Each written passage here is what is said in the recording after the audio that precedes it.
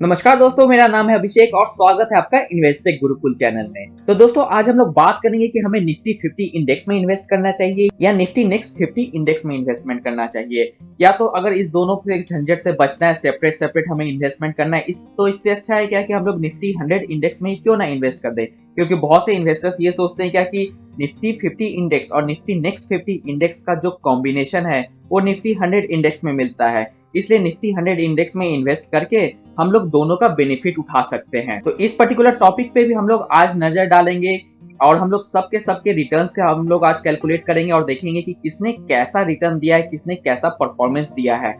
और फिर उसके बाद में हम लोग फंड्स को भी देखेंगे कि कौन से फंड्स के थ्रू हम इन तीनों निफ्टी 50 इंडेक्स और नेक्स्ट 50 और 100 इंडेक्स में इन्वेस्टमेंट कर सकते हैं। तो सबसे पहले जानते हैं कि आखिर निफ्टी 50 इंडेक्स क्या होता है, नेक्स्ट 50 इंडेक्स क्या होता है और 100 इंडेक्स क्या होता है। तो दोस्तों, निफ्टी 50 जो इंडेक्स है वो एक्चुअली में एक बेंचमार्क इंडेक्स है फॉर एनएससी यानी कि नेशनल स्टॉक एक्सचेंज। हमारा जो नेशनल स्टॉक एक्सचेंज है एनएससी, उसके बिहेवियर को ये ट्रैक करता है निफ्टी 50 इंडेक्स। अब इसके बिहेवियर को ट्रैक करने के लिए ये क्या करता है कि जो भी टॉप 50 ब्लू चिप कंपनी है जिसका कि फ्री फ्लोट मार्केट कैपिटलाइजेशन सबसे ज्यादा होता है, उसके बिहेवियर को ये ट्रैक करता है। तो अब सबसे बड़ा सवाल ये आता है क्या कि ये टॉप 50 कंपनीज का ही ये ट्रैकिंग क्यों करता है, क्योंकि हमारे जो एनएससी है उस पे अप्रॉक्स 1600 से भी ज्यादा कंपनीज हैं जिनका शेयर ट्रेड होता है जो कि लिस्टेड है, लेकिन सिर्फ ये 50 कंपनी का ही क्यों ट्रैक करता है बिहेवियर। तो इसका सिंपल सा रीजन ये है दोस्तों कि ये जो 50 कंपनीज होती हैं इनका जो मार्केट कैपिटलाइजेशन होता है, फ्री फ्लोट मार्केट कैपिटलाइजेशन,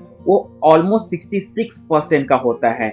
इसलिए दोस्तों, अगर हम लोग ये सिर्फ 50 कंपनीज के ही बिहेवियर को ट्रैक करेंगे तो हमें एक आइडिया मिल जाएगा कि हमारा जो स्टॉक एक्सचेंज है एनएससी का वो कैसा परफॉर्म कर रहा है। और दूसरा सबसे बड़ा मेजर सवाल आता है कि आखिर ये फ्री फ्लोट मार्केट कैपिटलाइजेशन क्या होता है, इसको कैसे कैलकुलेट किया जाता है। लेकिन उसके पहले हम लोग ये समझते हैं कि ये टॉप 50 कंपनीज कौन सी हैं, इसमें कितना एलोकेशन है। तो इसको देखने के लिए मैं आपको एक वेबसाइट पे लेके चलता हूँ। तो दोस्तों, हम लोग इस वेबसाइट पे आ चुके हैं जिसका लिंक मैं आपको अपने डिस्क्रिप्शन बॉक्स में दे दूंगा। तो आप इसमें के कॉन्स्टिट्यूएंट्स को देख सकते हैं। तो अभी जो ये जो सेक्टोरल डिस्ट्रीब्यूशन है इसके ऊपर में सबसे पहले हम लोग नजर डालते हैं। फाइनेंशियल सर्विसेज का जो इंटेक है उस 35.6% का है, जो कि बहुत ही मैसिव है। उसके बाद में आता है आईटी इंडस्ट्री का, उसका 19% का इसमें वेटेज है।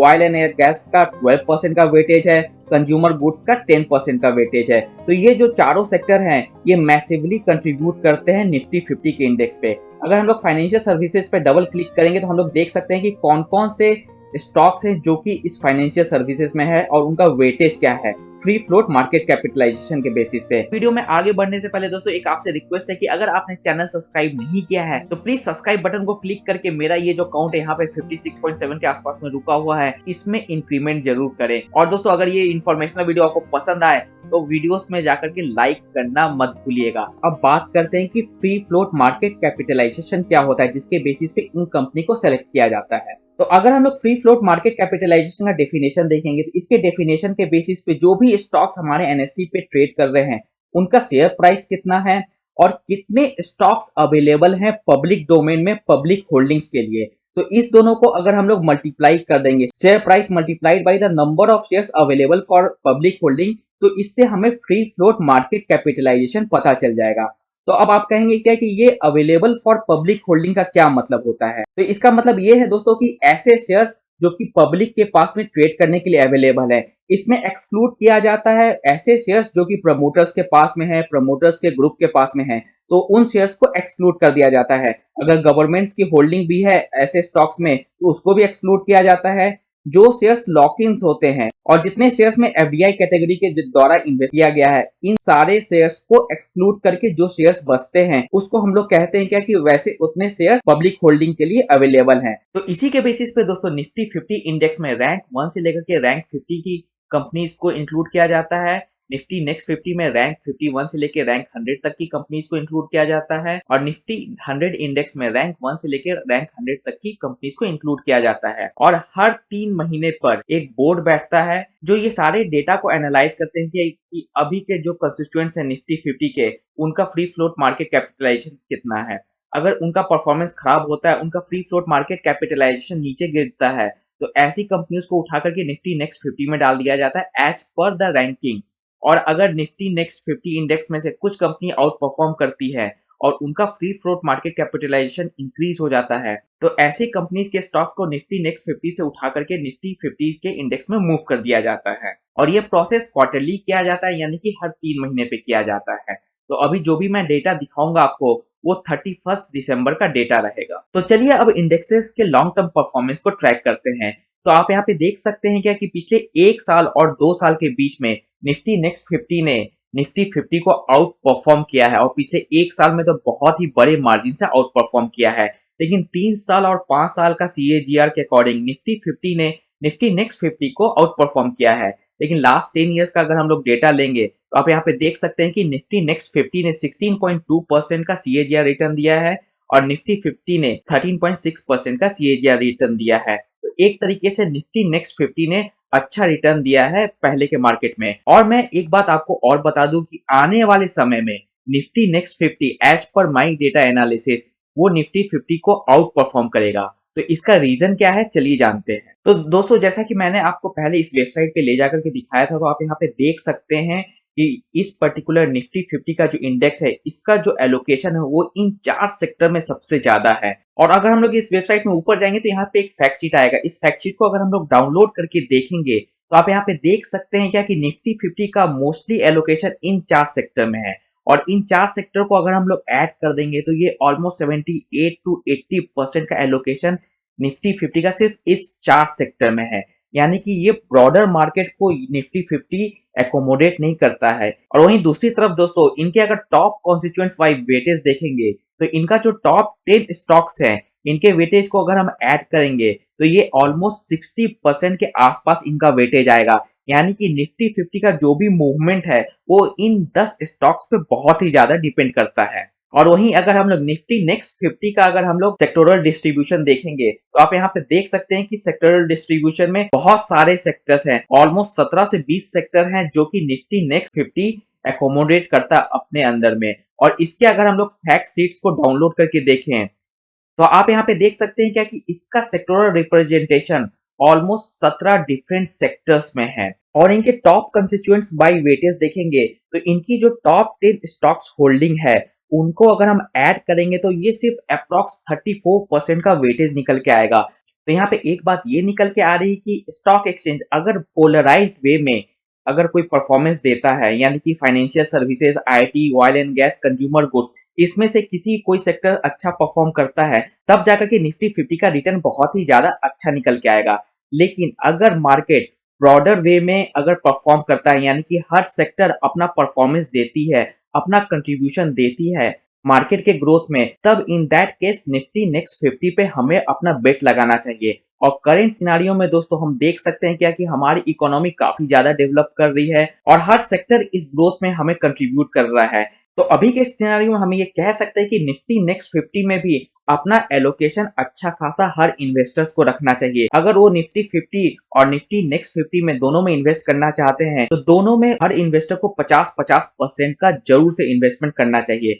लेकिन वहीं पे बहुत से इन्वेस्टर्स का ये मानना है कि वो निफ्टी 50 इंडेक्स और निफ्टी नेक्स्ट 50 इंडेक्स में इन्वेस्ट करने से बजाय निफ्टी 100 इंडेक्स में ही क्यों ना इन्वेस्ट कर दे। इससे क्या होगा कि इनको इस दोनों इंडेक्स का फायदा मिलेगा। तो ऐसा सोचना दोस्तों बिल्कुल गलत है, क्योंकि अगर हम निफ्टी 100 इंडेक्स के कॉन्स्टिट्यूएंट्स पे नजर डालें तो इनके पास में जो भी 100 स्टॉक्स होते हैं उस 100 स्टॉक्स का वेटेज अगर हम लोग कैलकुलेट करें तो निफ्टी 50 इंडेक्स का जो वेटेज है वो 80% का निकल के आएगा निफ्टी 100 इंडेक्स में। और निफ्टी नेक्स्ट 50 का जो इंडेक्स का जो वेटेज है वो सिर्फ 20% का है निफ्टी 100 इंडेक्स में। इसका सिंपल सा मतलब ये है कि अगर आप 100 रुपया इन्वेस्ट कर रहे हैं निफ्टी 100 इंडेक्स में तो 80 रुपीज आपका जाएगा निफ्टी 50 में और 20 रुपीज सिर्फ जाएगा निफ्टी नेक्स्ट 50 में।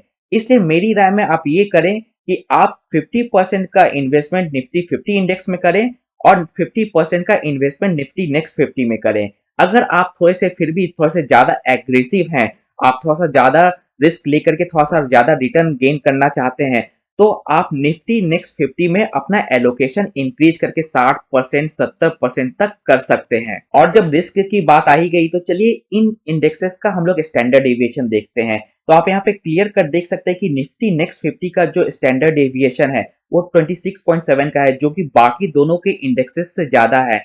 यानी कि निफ्टी नेक्स्ट 50 थोड़ा सा ज्यादा वॉलेटाइल हो सकता है बाकी दोनों के बनिस्पत, लेकिन हाँ, इस वॉलेटिलिटी में भी ज्यादा का फर्क नहीं है और इसके अगेंस्ट में जो आपको रिटर्न्स मिलता है वो बाकी दोनों इंडेक्सेस से काफी ज्यादा है। इसलिए अगर आप थोड़ा सा रिस्क ले सकते हैं, थोड़ा सा वॉलेटिलिटी ले सकते हैं, तब आपको अपना ज्यादा इन्वेस्टमेंट, ज्यादा एलोकेशन निफ्टी नेक्स्ट 50 में करना चाहिए। और जब रिस्क की बात आ गई है तो चलिए इन इंडेक्सेस का हम लोग बियर मार्केट में कैसा परफॉर्मेंस रहा है ये देखते हैं। तो आप इस ग्राफ से देख सकते हैं क्या कि पिछले 6 बियर मार्केट में निफ्टी 15 ने 4 बार ऐसा सिचुएशन आया है कि ज्यादा निगेटिव रिटर्न जनरेट किया है निफ्टी नेक्स्ट 50 से।